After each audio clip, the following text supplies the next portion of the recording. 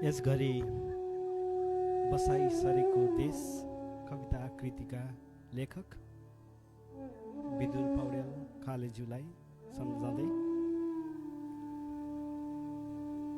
कविताको नाम बसाई सरेको देश। म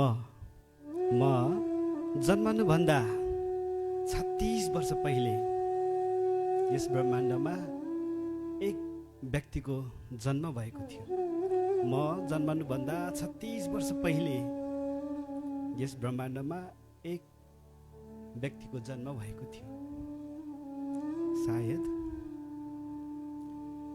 84 लाख जुनीपछि मानव भएर जन्मनु भएका उहाँ, सायद 84 लाख जुनीपछि मानव भएर जन्मनु भएका उहाँले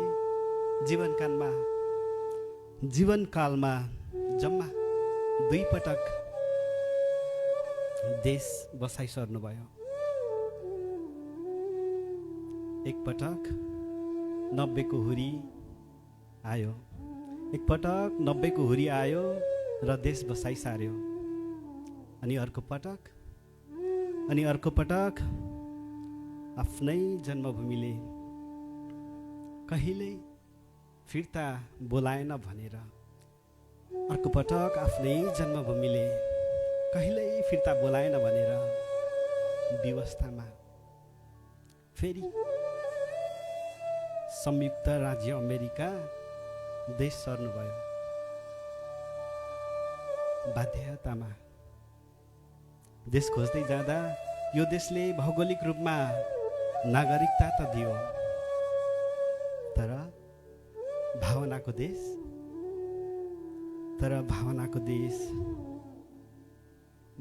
देश त सधैँ जन्मभूमि नै रहिरह्यो।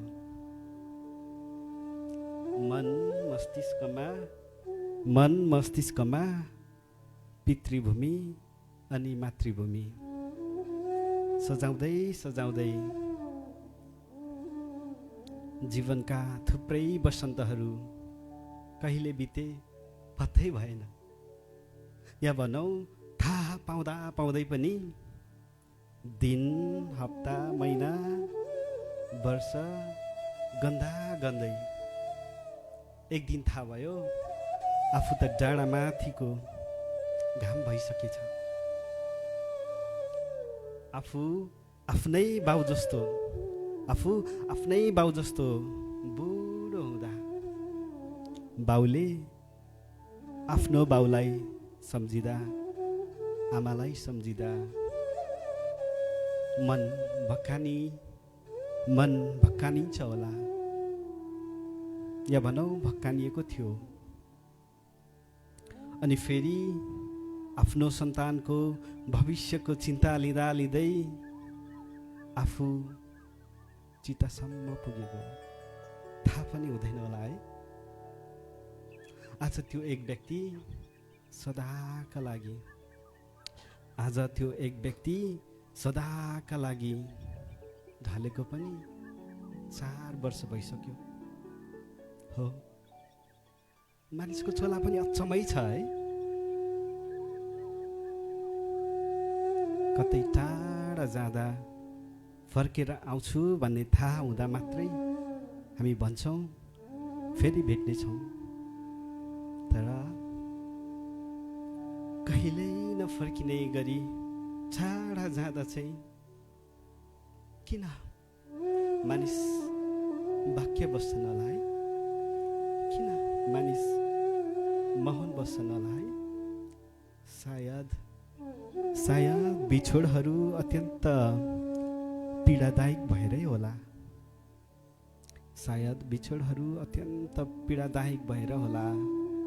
मेरो बुवा यस लोकदेखि बिदा हुँदा मलाई केही नभनी जानुभयो।